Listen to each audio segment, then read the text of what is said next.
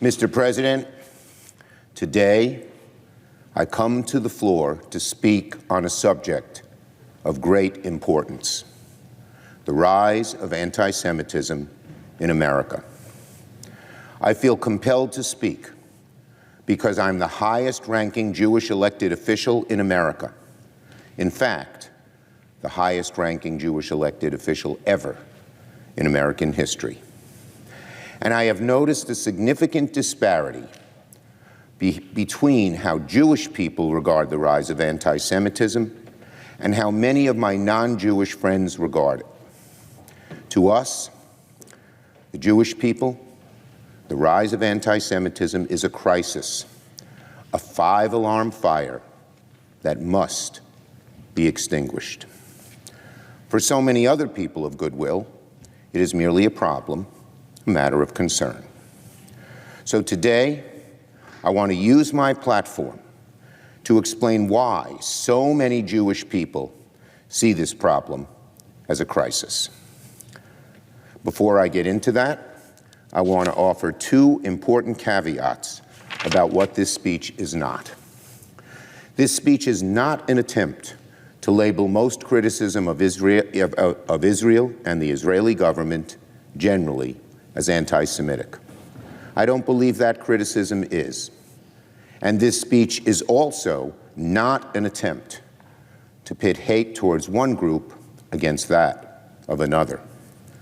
I believe that bigotry against one group of Americans is bigotry against all, and that's why I've championed legislation like the COVID-19 Hate Crimes Act, which targets violence against Asian Americans, and the Nonprofit Security Grant Program, which provides funding to help all houses of worship, churches, mosques, synagogues, gurdwaras, and to protect them from extremists.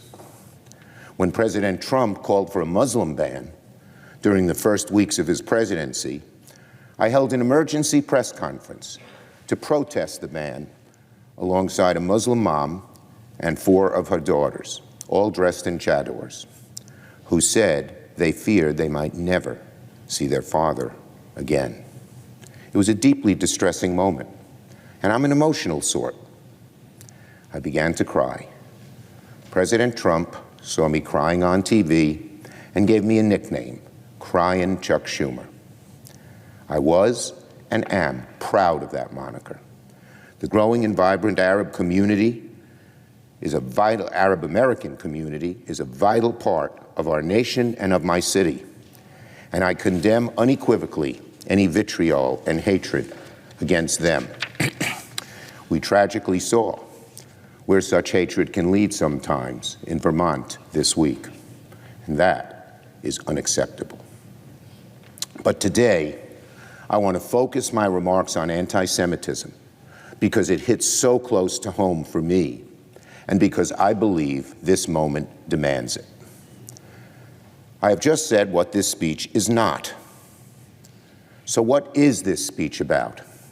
I want to describe the fears and anxieties of many Jewish Americans right now, particularly after October 7th, who feel there are aspects of the debate around Israel and Gaza that are crossing over into anti-Semitism, rank anti-Semitism, with Jewish people simply being targeted for being Jewish, having nothing to do with Israel. I want to explain through the lens of history why this is so dangerous. The normalization and exacerbation of this rise in hate is the danger many Jewish people fear most. And finally, I want to suggest how and why I hope that all Americans of goodwill can come together and do a better job of condemning such views and such behavior. But first, let us establish the facts. There's no question that anti-Semitism is a serious problem in America. In general, Jewish Americans represent 2% of the U.S. population. Yet, we are the targets of 55% of all religion-based hate crimes recorded by the FBI. This problem has been steadily worsening in recent years. But after Hamas attacked Israel on October 7th, hate crimes against Jewish Americans have skyrocketed. The Anti-Defamation League estimates that anti-Semitic incidents have increased nearly 300% since October 7th. The NYPD has recorded a 214% increase in New York City. And after October 7th, Jewish Americans are feeling singled out, targeted, and isolated. In many ways, we feel alone. The solidarity that Jewish Americans initially received from many of our fellow citizens was quickly drowned out by other voices, while the dead bodies of Jewish Israelis were still warm, while hundreds of Jewish Israelis were being carried as hostages back to Hamas tunnels under Gaza. Jewish Americans were alarmed to see some of our fellow citizens characterize a brutal terrorist attack as justified because of the actions of the Israeli government. A vicious, blood-curdling, premeditated massacre of innocent women, men, children, the elderly, justified. Even worse, in some cases, people even celebrated what happened, describing it as the deserved fate of, quote, colonizers, and calling for glory to the martyrs who carried out these heinous attacks. That happened here in America. Many of the people who express these sentiments in America aren't neo-Nazis or card-carrying Klan members or Islamist extremists. They're in many cases people that most liberal Jewish Americans felt previously were their ideological fellow travelers. Not long ago, many of us marched together for Black and brown lives. We stood against anti-Asian hatred. We protested bigotry against the LGBTQ community. We fought for reproductive justice out of the recognition that injustice against one oppressed group is injustice against all. But apparently, Mr. President, in the eyes of some, this principle does not extend to the Jewish people. The largely Ashkenazi survivors of decades of pogroms in Imperial Russia and the Holocaust under Nazi Germany, their children, grandchildren, and great-grandchildren, the Mizrahi, who were forcibly evicted from Arab countries, and their descendants, the many Sephardim, who were scattered across the Mediterranean after they were expelled from Spain and Portugal in the late 1400s. Do they not deserve the solidarity of those who advocate for the rights and dignity of the oppressed, given the long history of persecution of the Jewish people throughout the world? Many of those protesting Israeli policy note that at least 700,000 Palestinians displaced or forced from their homes in 1948, but they never mention the 600,000 Mizrahi Jews across the Arab world who were also displaced, whose property was confiscated, whose lives were threatened, who were expelled from their communities. The hope at the time was that there would be two states, a Jewish state and a Palestinian state, living side by side. The plan was for the state of Israel to absorb the Jewish people from Arab lands and the new Palestinian state to absorb the Palestinians who now lived in Israel. In fact, Israel did absorb the displaced Jewish people of Arab lands. But the Arab nations instead sanctioned the United Nations to set up refugee camps for the Palestinians, refusing to accept the possibility that any of them would ever be relocated. Several times throughout history, Israeli prime ministers called for a return to close to the pre-1967 borders established by the United Nations plan. Those calls were rejected by Yasser Arafat, the PLO, and the wider Arab community. Many, if not most, Jewish Americans, including myself, support a two-state solution. We disagree with Prime Minister Netanyahu and his administration's encouragement of militant settlers in the West Bank, which has become a considerable obstacle to a two-state nation. But the reason why I invoke history about the founding of the Israeli state is because forgetting or even deliberately ignoring this vital context is dangerous. Some of the most extreme rhetoric against Israel has emboldened anti-Semites who are attacking Jewish people simply because they are Jewish, independent of anything having to do with Israel.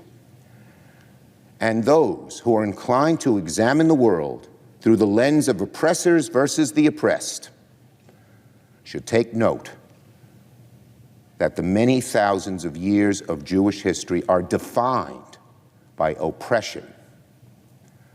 From October 7th, 2023 in southern Israel, to 2018 at the Tree of Life Synagogue in Pittsburgh, to 1999 at the Los Angeles JCC, to 1986 at the Neve Shalom Synagogue in Istanbul, to 1974 at the Netev Meir Elementary School in Malot, to Yom Kippur, 1973 in the Golan Heights, to 1972 at the Munich Olympics and Lod Airport, to 1967 at the Straits of Tiran, to the 1940s and 30s in Germany and Central Europe, to the 1800s in the Pale of Settlement, to 1679 in Yemen, to 1492 in Spain, 1394 in France, to 1290 in England, to the Crusades in the Middle Ages, to 629 in Galilee,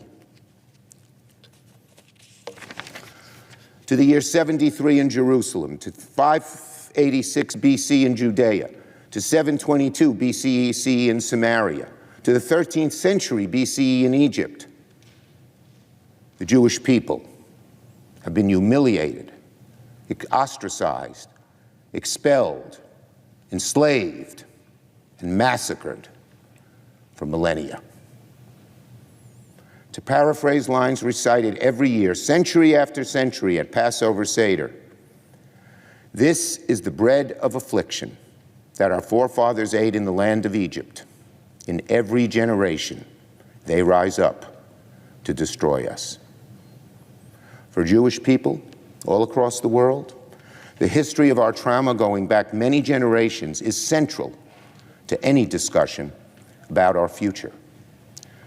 To many Americans, especially in our younger generation, too many Americans, especially in our younger generation, don't have a full understanding of this history. Because some Jewish people have done well in America, because Israel has increased its power and territory, there are people who feel that Jewish Americans are not vulnerable, that we have the strength and security to overcome prejudice and bigotry, that we have, to quote the language of some, become the, quote, oppressors. In fact, anti-Semitic conspiracy theories throughout the generations often theorize, often weaponize this very dynamic by pitting what successes the Jewish people have achieved against them and against their fellow countrymen. That's been throughout history. It's happening now. But for many Jewish Americans, any strength and security that we enjoy always feels tenuous. No matter how well we're doing, it can all be taken away in an instant. That's just how it is. We only have to look back a century, a few generations, to see how this can happen. Growing up, I remember my grandfather telling me that he rooted for Germany over Russia in World War I because Germans treated the Jewish people so much better than Russia did. In the early 1900s, German Jews were one of the most secure and prosperous ethnic communities in Europe. But in the span of a decade, all of that changed. When the Nazis first marched in the streets and held rallies decrying the so-called international financiers, war profiteers, communists, many Germans of goodwill either stayed silent or marched alongside of them, not necessarily realizing what they were aiding and abetting.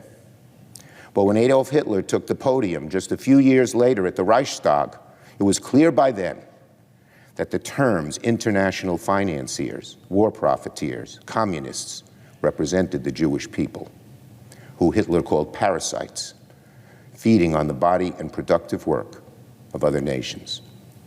By bits and pieces, the Nazis softened the ground rhetorically for what Hitler eventually stated was his true goal, quote, the annihilation of the Jewish race in Europe.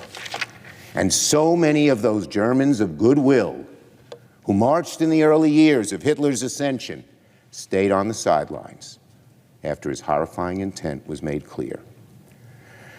The end result, as we all know, was the most targeted and systematic genocide in all of human history.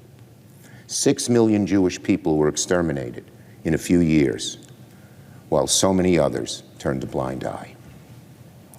History shows that anti-Semitism is deeply embedded in Europe. I have always said it is the poison of European societies. Anti-Semitism is the poison of European societies, just as racism against Black Americans is the poison of our society. And while we're thankfully a far ways away from Nazi Germany today, this is why many people worry about the marches today, especially in Europe. What may begin as legitimate criticism of Israeli policy, or even a valid debate over other religious, economic, and political issues, can sometimes cross into something darker, attacking Jewish people for simply being Jewish. Obviously, many of those marching here in the U.S. do not have any evil intent. But when Jewish people hear chants like "From the river to the sea," a founding slogan of Hamas, a terrorist group that is not shy about their goal to eradicate the Jewish people in Israel and around the globe, we are alarmed. When we see signs in the crowd that read, "By any means necessary," after the most violent attack ever against Israeli civilians, we are appalled at the casual invocation of such savagery. When we see protesters at Macy's Thanksgiving Day Parade compare the genocide of the Holocaust equivalently to the Israeli army's action to defeat Hamas in self-defense of their people, we are shocked. And when we see many people in news organizations remain neutral about the basic absurdity of these claims and actions, we are deeply disappointed. More than anything, we're worried, quite naturally, given the twists and turns of history, about where these actions and sentiments could eventually lead. Now, this is no intellectual exercise for us. For many Jewish people, it's like a matter of survival, informed once again by history. In this case, very personal history to me. Take the story of my own family. My grandfather came to Ellis Island at a very young age from Eastern Europe, without an education, without a penny to his name. He was a street urchin, stealing apples from the push carts just to survive. But he dreamt of a brighter future for himself and his family. My grandfather ended up with the paper workers in Utica, New York, and helped form the union there. But he lost his job in the lead up to World War II, so he came back to New York City and bought a little exterminating business. His son, my father, followed in his footsteps and eventually took over that exterminating business. My father struggled in that job, barely making ends meet. But together with my mom, he provided a stable and loving home in Brooklyn for my siblings and me, where we were able to flourish. And because of the tolerance and the openness and the opportunity that courses through all of American life, I now stand before you as the majority leader of the United States Senate, the highest elected office a Jewish person has ever attained in the history of this country. Only in America could an exterminator's son grow up to be the first Jewish party leader in the Senate. But it must be said also, this is not the norm in the grand and long scheme of Jewish history.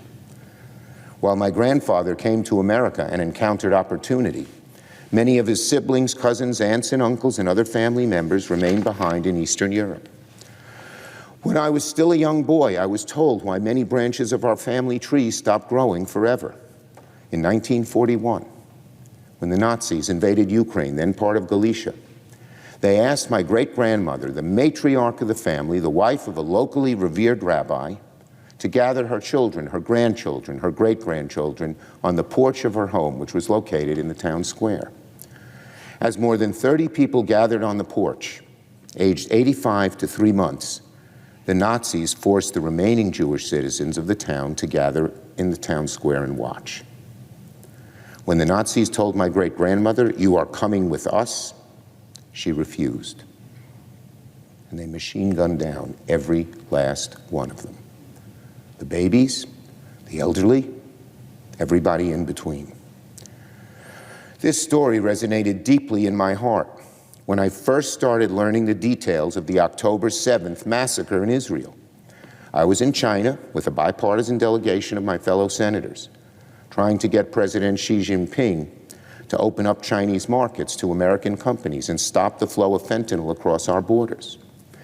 As the horrors of October 7th started coming into focus, the Israeli ambassador to China shared with me the story of what she heard had just happened in one of the kibbutzim called Be'eri.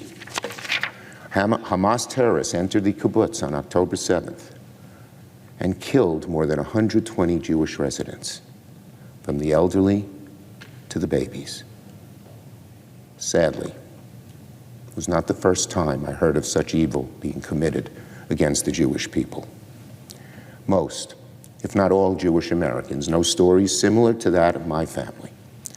And most, if not all of us, learned this story at a young age. It will be imprinted in our hearts for as long as we live. All Jewish Americans carry in them the scar tissue of this generational trauma, and that directly informs how we are experiencing and processing the rhetoric of today. We see and hear things differently from others because we're deeply sensitive to the deprivation and horrors that can follow the targeting of Jewish people if it is not repudiated. Which brings me back to today. While many protesters, no doubt, view their actions as a compassionate expression of solidarity with the Palestinian people, for many Jewish Americans, we feel in too many instances some of the most extreme rhetoric gives license to darker ideas that have always lurked below the surface of every question involving the Jewish people.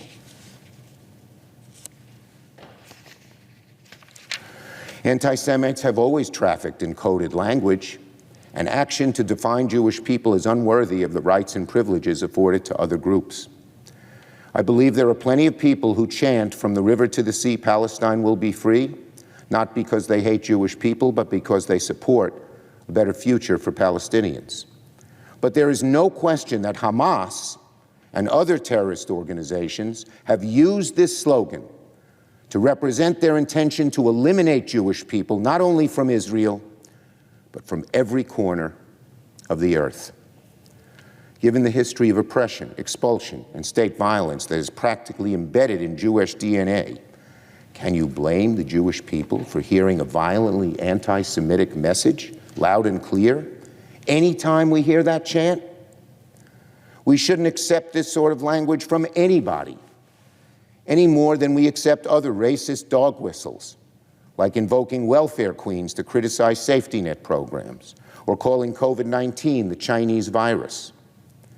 And that goes for extreme right-wing Jewish settlers who also use deplorable language, and who don't believe there should be any Palestinians between the river and the sea. Anti-Semites are taking advantage of the pro-Palestinian movement to espouse hatred and bigotry towards Jewish people. But rather than call out this dangerous behavior for what it is, we see so many of our friends and fellow citizens, particularly young people who yearn for justice, unknowingly aiding and abetting their cause. And worse, many of our friends and allies whose support we need now more than ever during this moment of intense Jewish pain have brushed aside these concerns. Suddenly, they don't want to hear about anti-Semitism or the ultimate goal of Hamas.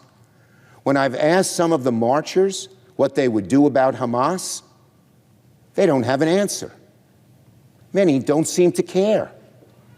And so Jewish Americans are left alone, at least in our eyes, to ponder what this all means and where it could lead.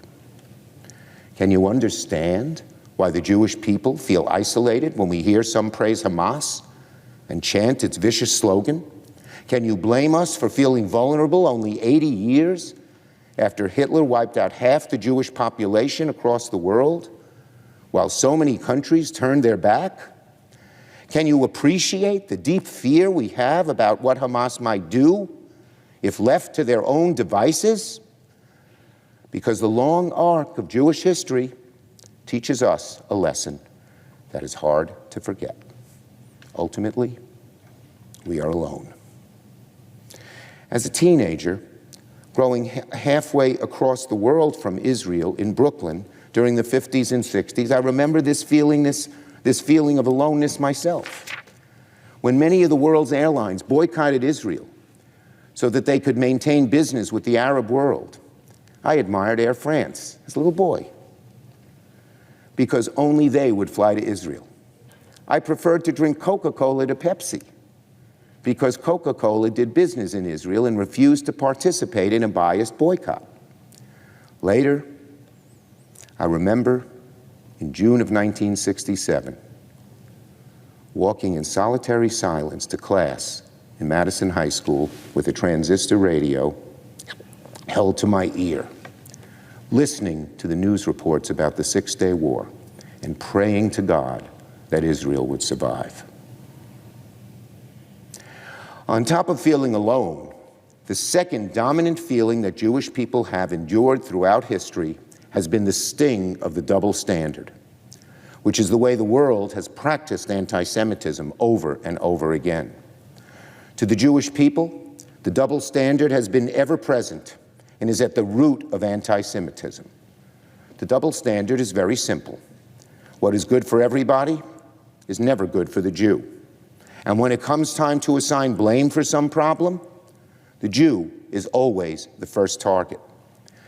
And in recent decades, this double standard has manifested itself in the way much of the world treats Israel differently than anybody else. The double standard was made clear to me when I was in college. I remember the day when the great and articulate Israeli ambassador to the United Nations, Abba Eban, was invited to come lecture on campus while the Students for Democratic Society and the Progressive Labor Party were waging a campaign against Israel's right to exist.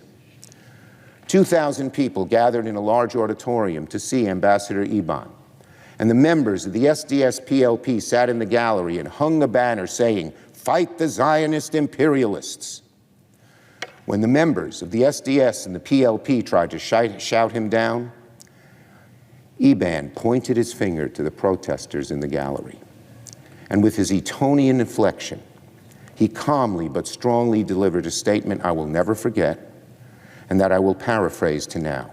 He said, "I am talking to you up there in the gallery. Every time a people gets their statehood, you applaud it. The Nigerians, the Pakistanis, the Zambians, you applaud their getting statehood. There is only one people, when they gain statehood, you don't applaud, you condemn it, and that is the Jewish people. We Jews are used to that," he said. "We have lived with a double standard throughout the centuries. There were always things the Jews couldn't do. Everyone could be a farmer, but not the Jew. Everyone could be a carpenter, but not the Jew," he said. "Everyone could move to Moscow, but not the Jew. And everyone can have their own state, but not the Jew. There is a word for it," he said to them. "That is anti-Semitism, and I accuse you in the gallery of it." And the protesters slinked off. This double standard persists in America today, and it is once again leaving Jewish people feel isolated and alone. In the immediate aftermath of October 7th, an attack on defenseless civilians, the elderly, women, babies, a good number of people skipped over expressing sympathy for its victims in their haste to blame the attack on the past actions of the Israeli government. Can anyone imagine a horrific terrorist attack in another country receiving such a reception? And when Hamas terrorists actively hide behind innocent Palestinians, knowing that many of those civilians will die in the Israeli response, why does the criticism for any civilian death seem to fall exclusively on Israel and not at all on Hamas? My heart breaks for the thousands of Palestinian civilians who have been killed or suffering in this conflict, so many children. and I have urged the Israeli government to minimize civilian casualties on many occasions. But by committing such heinous atrocities on October 7th, before sneaking back into their tunnels underneath hospitals and in refugee camps in Gaza, Hamas has knowingly invited an immense civilian toll during the war, exploiting the double standard that so much of the world applies to Israel.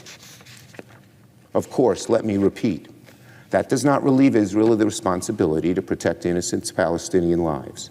And I've been among the first to tell Israeli leaders they must act according to international law. I'm also fighting for critical humanitarian aid for Palestinians that this Senate, under my leadership, is working to deliver. So, I rise in this chamber today. I am speaking up to issue a warning informed by lessons of history too often forgotten. No matter what our beliefs, no matter where we stand on the war in Gaza, all of us must condemn anti-Semitism with full-throated clarity wherever we see it before it metastasizes into something even worse. Because right now, that's what Jewish Americans fear most. The spike in anti-Semitism we're experiencing right now in America began after the worst instance of violence committed against Jewish people since the Holocaust.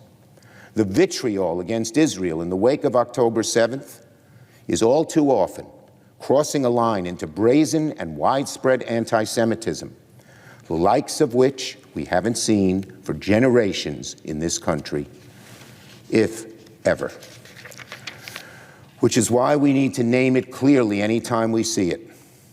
After October 7th, when boycotts were organized against Jewish businesses in Philadelphia that have nothing to do with Israel, that is anti-Semitism. After October 7th, when swastikas appeared on Jewish delis on the Upper East Side, that is anti-Semitism. After October 7th, when protesters in California shouted at Jewish Americans, "Hitler should have smashed you," that is anti-Semitism. After October 7th, when a Jewish U.S. senator was violently threatened for her views on Israel, that is anti-Semitism. After October 7th, when students on college campuses across the country who wear a yarmulke or display a Jewish star are harassed, verbally vilified, pushed, even spat upon and punched, that is anti-Semitism. After October 7th, when an author in a prominent left-wing magazine labeled the pro-Israeli rally in Washington a hate rally, that is anti-Semitism. I attended that rally like tens of thousands, hundreds of thousands of others, because I believe there should be a place of refuge for the Jewish people, not because I wish violence on Palestinians or any other people. And Mr. President, after October 7th, when students at Hillcrest High School in Queens ran rampant in the hallways and demanded the firing of a teacher, these are high school students, demanding the firing of a teacher just because that teacher attended a rally supporting Israel and forced her to hide in a locked office for hours while staff struggled to regain control, that is anti-Semitism. Walking out of the school to march in support of Palestinians is completely legitimate. But forcing a Jewish teacher to remain, as she described, locked in an office because she attended a rally in support for Israel is anti-Semitism, pure and simple. In fact, Mr. President, the teacher who I'm speaking about is sitting in the gallery today, right now. I invited her to come and listen, and I am truly honored that she accepted my invitation. That is true courage. I believe it shows just how strongly so many Jewish Americans feel about the issue. She has requested anonymity, which I ask everybody present and everyone in the media to please respect. But I say to her from the bottom of my heart, thank you for being here. Thank you for caring. I have just listed a few of the so many examples, there are so many more, of pure, unadulterated anti-Semitism has dramatically increased since October 7th. But the roots of pluralistic, multi-ethnic democracy are deep in America. This is a place where Jewish people have been able to flourish alongside so many other immigrant groups. We must never lose sight of just how special that is, nor must we ever stop fighting for it. All Americans share a responsibility and an obligation to fight back whenever we see the rise of prejudice of any type in our midst. To preserve this nation as a promised land of refuge, as a land that honors the dignity of every individual, as the land of opportunity for all. So my fervent plea to the American people of all creeds and backgrounds is this. First, learn the history of the Jewish people who have been abandoned repeatedly by their fellow countrymen. I say this particularly to younger people who didn't live with any of this history. Learn the history of the Jewish people who have been left isolated and alone to combat anti-Semitism through the centuries. Second, reject the illogical and anti-Semitic double standard that is once again being applied to the plight of Jewish victims and hostages, to some of the actions of the Israeli government, and even to the very existence of a Jewish state. That is a double standard. There's no ducking from it. Third, understand why Jewish people defend Israel, not because we wish harm on Palestinians, but because we fear a world where Israel is forced to tolerate the existence of groups like Hamas that want to wipe out all Jewish people from the planet. Some of us watched this film, which the public can't see, which showed the brutality and viciousness that every Israeli citizen and every Jew feels. We fear a world where Israel, the place of refuge for Jewish people, will no longer exist. If there is no Israel, there will be no place for Jewish people to go when they are persecuted in other countries.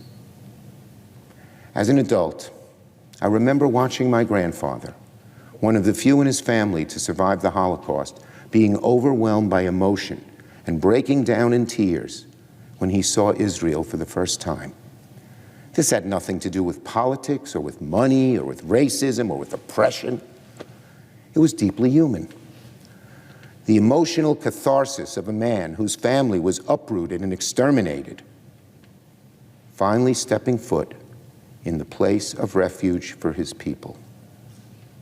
A place that the Jewish people had yearned for, not just for decades or centuries, but for millennia. So many of my aunts and uncles and cousins and nieces and nephews would be alive today had Israel existed before World War II, as I said before. Many Jewish Americans fear what the future may bring, based on the repeated lessons of history. Many Jewish Americans see clear anti-Semitism in the double standard that is being wielded by too many opponents of Israel. And we see it in attacks on Jewish people for simply being Jewish, apart from having anything to do with Israel. And maybe worst of all, many Jewish Americans feel alone to face all of this, abandoned by too many of our friends and allies in our greatest time of need, as anti-Semitic hate crimes skyrocket across the country. I implore every person, every community, every institution to stand with Jewish Americans, not to ignore it, not to shrug your shoulders, to denounce it, anti-Semitism in all its forms, especially the double standard that has been wielded against the Jewish people for generations to isolate us. The time for solidarity must be now. Nothing less than the future of the American experiment hangs in the balance. Building a more perfect union, one that fulfills our founding ideals, is our longest and most solemn struggle as a country. And as Americans, we are called on to do all we can to achieve that higher standard. We are stewards of the flames of liberty, tolerance, equality that warm our American melting pot and make it possible for Jewish Americans to prosper alongside Palestinian Americans and every other immigrant group from all over the world. Are we a nation that can defy the regular course of human history, where the Jewish people have been ostracized, expelled, and massacred over and over again? I believe, truly believe in my heart, that the answer can and must be a resounding yes. And I will do everything in my power, as Senate Majority Leader, as a Jewish American, as a citizen of a free society, as a human being, to make it happen. Kain Yehi Ratzon. May it be God's will. I yield the floor.